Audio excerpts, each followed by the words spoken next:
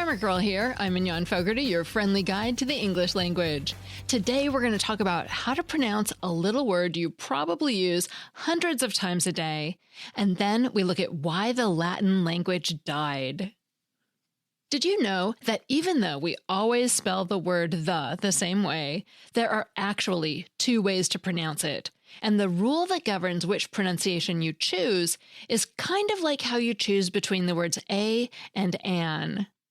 I didn't know this until I started the Grammar Girl podcast and people wrote in to complain that I was doing it wrong. Then I checked the Merriam-Webster dictionary because you'd be amazed how many times people tell me I'm doing something wrong without checking first that they know what they're talking about.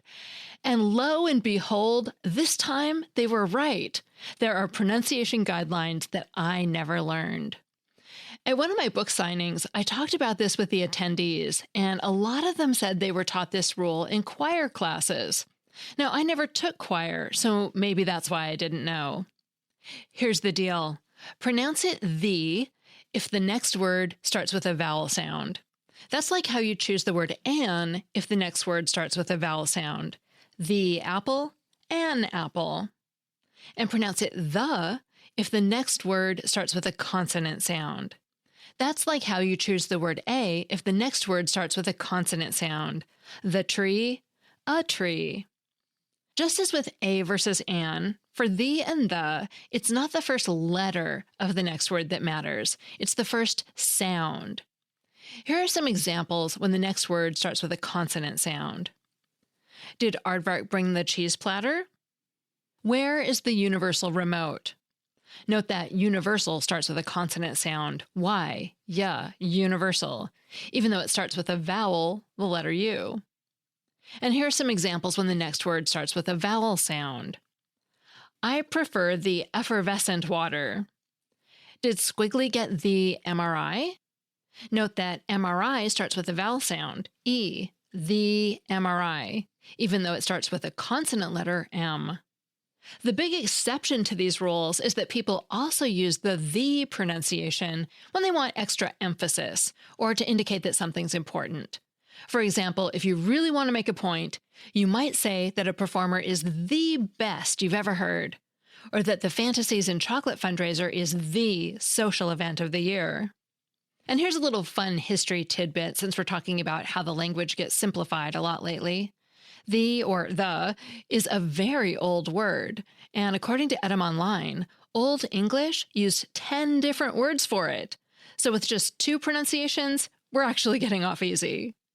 Finally, I notice when I go back and listen to the podcast that I still sometimes get these wrong, so I apologize.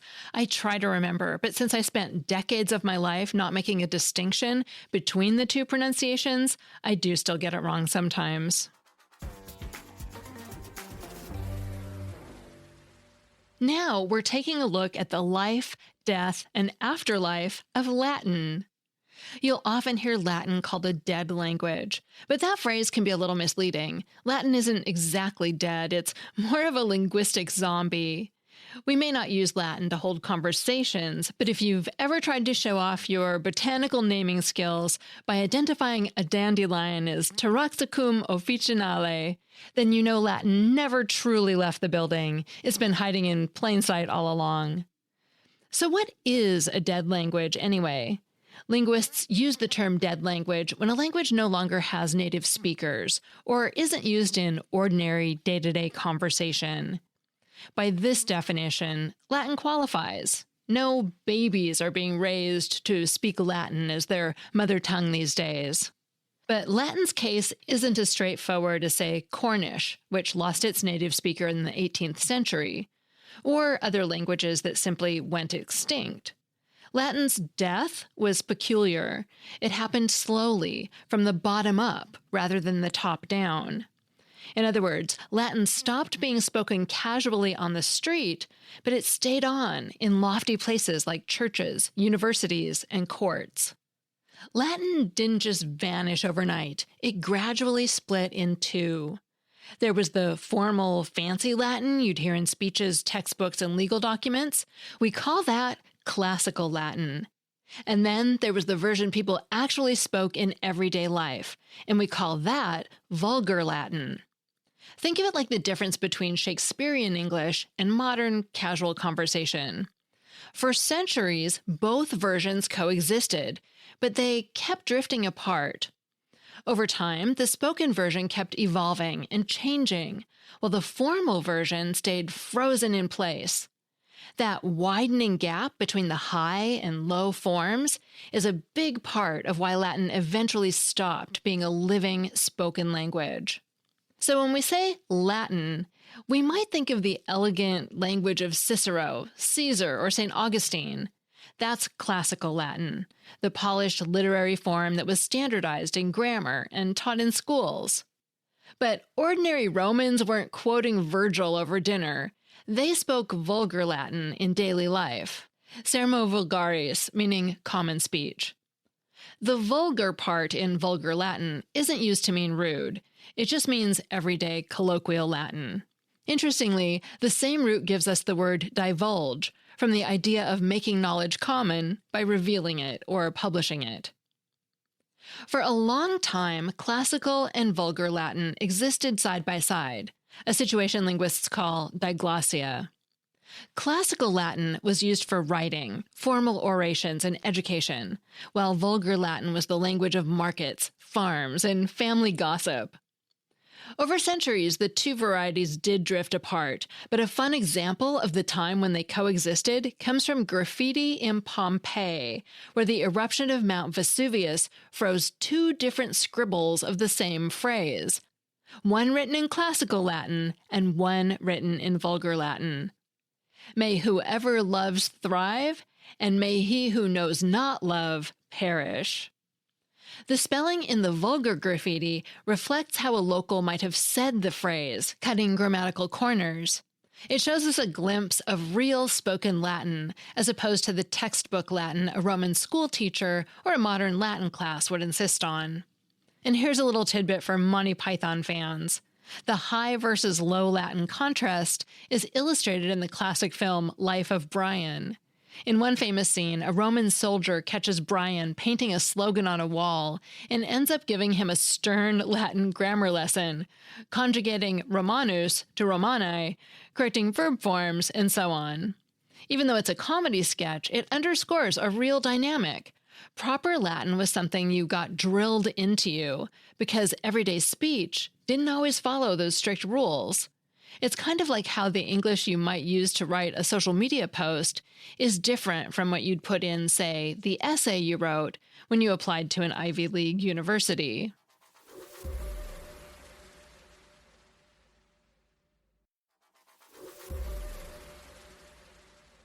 So, how did Latin come to be considered a dead language? Well, it was more of a slow fade than a dramatic death. As the Roman Empire expanded across Europe and North Africa, Latin, especially the vulgar kind, spread far and wide. The empire at its height covered around 5 million square kilometers, and Latin encountered all sorts of local languages and accents. Over time, the Latin spoken in these regions started sounding a bit different from the Latin in Rome. Much like how English in the United States evolved a different accent and slang from the English used in England. When the Western Roman Empire fell in the 5th century, there was no central authority or mass communication to keep everyone speaking the same way. Small sound changes and new words accumulated over generations. By the early Middle Ages, a farmer in Gaul, which became modern France, and a fisherman in Italy would have had a hard time understanding each other, even though both would say they were speaking Latin. But in fact, they weren't really speaking the old Latin anymore. They were speaking early versions of Romance languages, like Old French and Old Italian, though no one called them that yet. A big light bulb moment came in 813 CE at the Council of Tours. Church leaders looked around and realized something kind of awkward. Most people couldn't understand sermons anymore because they were still being delivered in fancy classical Latin. So the bishops made a new rule. From now on, preachers should translate their sermons into the rustic Roman tongue, lingua Roma rustica, basically the everyday language people spoke. It wasn't Latin like Cicero wrote. It was closer to what we now recognize as early French. In other words, by the early 800s, it was official. The Latin that regular folks spoke had drifted so far from the original that it had basically become a new language. And just a few decades later, in 842 CE, the Oaths of Strasbourg, a pact between two Frankish kings, had to be written in this new Romance language, plus a Germanic one, so their soldiers could understand. Those two moments are like giant neon signs pointing to what had been happening quietly for centuries. Latin wasn't just changing, it had sprouted a whole new family of languages. So, did Latin really die at this point? Well, it depends on how you look at it. You could say classical Latin died as a native spoken language. Nobody was using Cicero's Latin at the medieval dinner table anymore. But vulgar Latin didn't so much die as morph into new languages. Think of it as Latin trading in its old toga for a bunch of new costumes. In one former province, Latin gradually turned into Spanish. In another, it became Italian or French, and so on. It was less a sudden death and more of a case of identity change. Even after people stopped speaking Latin in everyday life, it definitely wasn't gone. In fact, it had a pretty impressive afterlife. All through the Middle Ages and the Renaissance, Latin was still the go-to language for scholars and religious leaders. If you were educated in Europe back then, you probably wrote your papers, debated ideas, and sent letters in Latin, no matter where you lived. It was kind of like the ultimate academic group chat, a shared language that let people from different countries actually understand each other. If you were a student in medieval Paris or Oxford, learning Latin wasn't optional. It was how you read the big thinkers of the past and how you connected with other smart folks. Even into the early modern era, Latin was still going strong in universities. For centuries, if you were doing science, law, or diplomacy, Latin was your ticket in. It became a kind of universal second language for the educated class. Not something people spoke at home, but something they all had in common. At the same time, the Roman Catholic Church was doing its best to keep Latin alive. It didn't matter what language people spoke at home. In church, Latin was the rule. And believe it or not, Catholic Mass stayed in Latin all the way up until the 1960s.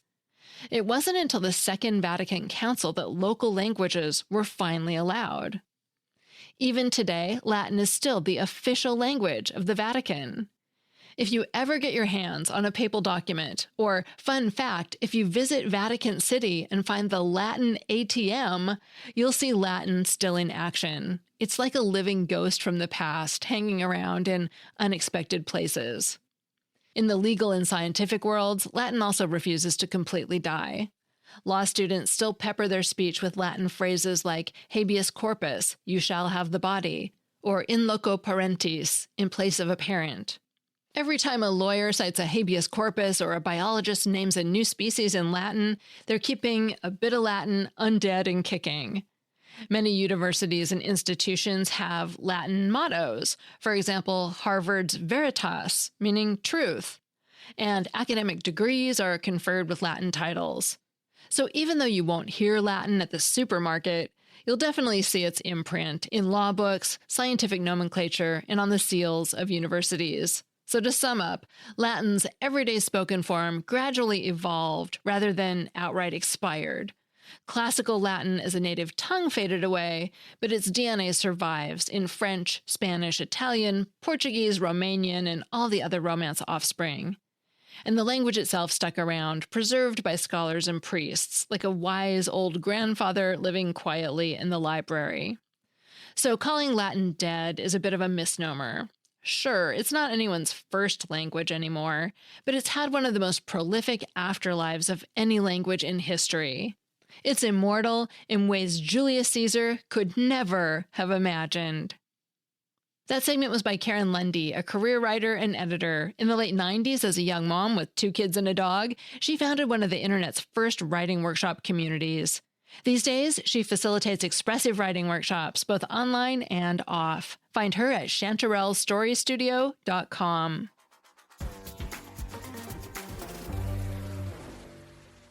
And finally, I have a Familect story. Hi, Mignon. This is Ben from Scottsdale, Arizona, and I have a family story that's developing in my family at the moment. Okay, so you've heard of the Italian dumplings, Gnocchi. Well, if you misspell that, it sounds like something else. So, a family member of mine went to a store and said, I'm looking for some lookie. And of course, she wasn't successful at finding that, but a cousin of ours worked in a restaurant and realized that she was referring to gnocchi, Gnocchi. So now every time we see a recipe that has gnocchi in it, it's, well, gnocchi. Figured you'd like it. They warmed directly. Thanks, Ben. I remember not being sure how that was pronounced the first time I ever saw it on a menu. If you want to share the story of your Familect, a word or phrase that you only use with your friends and family, leave a message on the voicemail line at 833-214-GIRL or leave a voice message on WhatsApp. Be sure to call from a nice quiet place, and if you want that number or link later, you can always find them in the show notes. Grammar Girl is a quick and dirty tips podcast, and we have lots of other shows. For example, tomorrow the Savvy Psychologist is talking about post-vacation sadness. I mean, it makes sense to be sad when what you have to look forward to is a dentist appointment instead of a massage appointment. But there's also more to it than that. And if you want to know what you can do to feel better or avoid it altogether, check out the Savvy Psychologist show tomorrow. Thanks to Morgan Christensen in advertising, Dan Feierabend in audio, Nat Hoops in marketing, and Holly Hutchings, director of podcasts, who recently celebrated her 24th wedding anniversary. Congratulations! And I'm Mignon Fogarty, better known as Grammar Girl and author of the Tip-A-Day book, The Grammar Daily. That's all. Thanks for listening.